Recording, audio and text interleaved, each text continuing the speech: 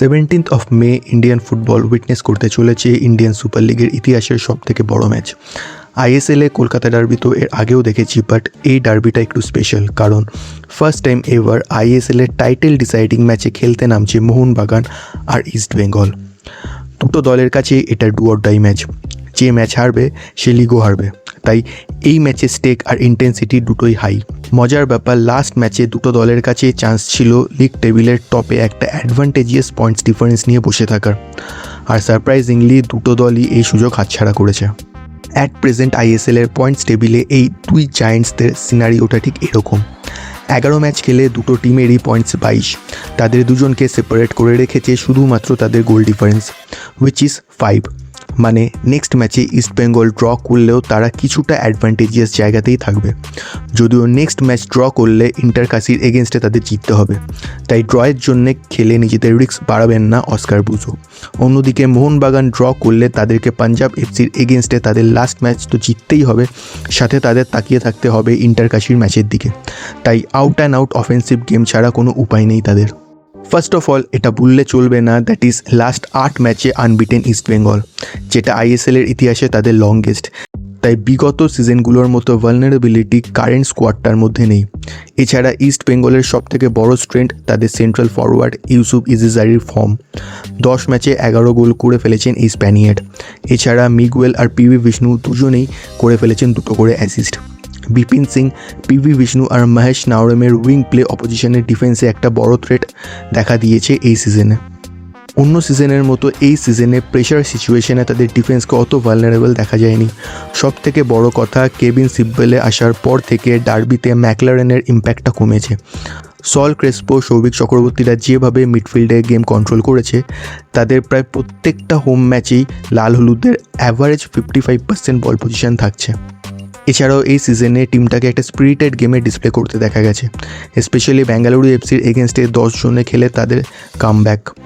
এছাড়াও এমসিএফসিকে তাদের ঘরের মাঠে গিয়ে হারানো, সব মিলিয়ে নেক্সট ডার্বিটা আগের মতো একতরফা হতে যাচ্ছে না। অন দ্য আদার হ্যান্ড, অন্যবারের তুলনায় এবারে সবুজ মেরুনের পারফরমেন্সের মান অনেকটাই পড়েছে, বাট তাও 11 ম্যাচে 20টা গোল আর মাত্র 7টা গোল কনসিড করেছে এই team.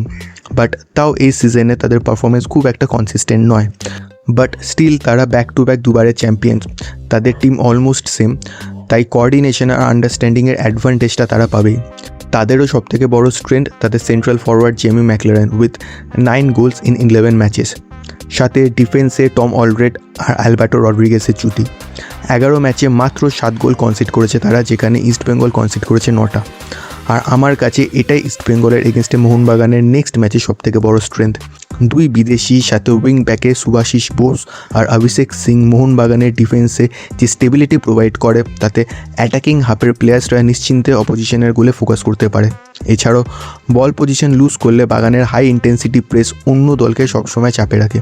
Apart from that, there are not very encouraging thing about Mohun Bagan strength this season. Wing backs east বেঙ্গলের একটা বড় প্রবলেম। রাইট উইং ব্যাক পজিশনে জয় গুপ্তা একটা নির্ভরযোগ্য রোল প্লে করলেও লেফট উইং ব্যাক পজিশন থেকে তেমন থ্রেট তৈরি করতে পারছে না লাল হলুদ, আর এর জন্যেই টিমের ক্রিয়েটিভ বার্ডেন পুরোটাই মিগুয়েল আর ক্রেসপোর ওপরে পড়ে যাচ্ছে। এছাড়া ইস্ট বেঙ্গলের ফাইনাল থার্ডের খেলা পুরোটাই ইজিজারির ওপরে ডিপেন্ড করে। ফাইনাল থার্ডে তাদের ক্রসিং অ্যান্ড গেম প্লে খুবই প্রেডিক্টেবল। এছাড়া ফরমেশন চেঞ্জ করার ক্ষেত্রে অনেকটাই টাইম নেন coach Oscar. Apart from that, ব্যাকলাইনের ওপরে হাই প্রেসিং তাদের চাপে ফেলে দেয়। এছাড়াও 11 ম্যাচে 9টা গোল কনসিড করে ফেলেছে তারা। On the other hand, throughout the tournament ছন্নছাড়া ফুটবলের ওপরে ডিপেন্ড করেই ম্যাচ খেলে গেছে বাগান। ডি বক্স অবধি তো বল যাচ্ছেই না, বাট ফিনিশিংটাও তার সাথে হচ্ছে না। ডিমি, কামিংস প্রত্যেকে স্ট্রাগল করছে।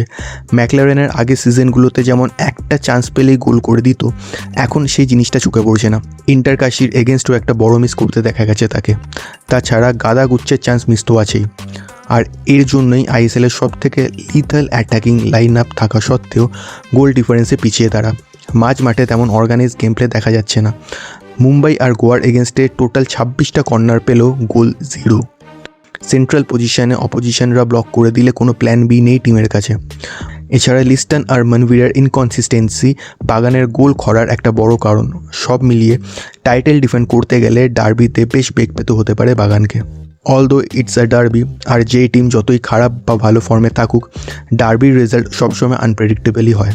তাও বিগত কিছু ম্যাচের দিকে তাকালে আমরা দেখতে পাবো ইস্টবেঙ্গল অনেক বেটার ফ্লো আর পজিশনে আছে, যেখানে বাগানের খেলার মান অনেকটাই পড়েছে। হয়তো স্কোর লাইন ইস্টবেঙ্গলের পক্ষে যেতে পারে 2-1 বা 1-0 বা 2-0, কারণ প্রায় 22 বছর পরে তারা ন্যাশনাল লিগ জেতার স্বাদ পাওয়ার থেকে মাত্র 2 ম্যাচ দূরে আছে, তাই তারা একটা আলাদাই তাগিদ নিয়ে মাঠে নামবে। আপনাদের কি মনে হয় মোহনবাগান তাদের টাইটেল ডিফেন্ড করতে পারবে, না প্রায় 22 বছর পরে ইস্টবেঙ্গল ফাইনালি কোনো ন্যাশনাল লিগ জিততে পারবে? আপনাদের ডার্বির প্রেডিক্টেড স্কোর লাইন কি? Do let us no in the comment section. ভিডিওটা ভালো লাগলে লাইক এবং বন্ধুদের সাথে শেয়ার করবেন, এবং ডে টু ডে স্পোর্টিং আপডেটসের জন্য স্পোর্টিবংকে সাবস্ক্রাইব করতে ভুলবেন না।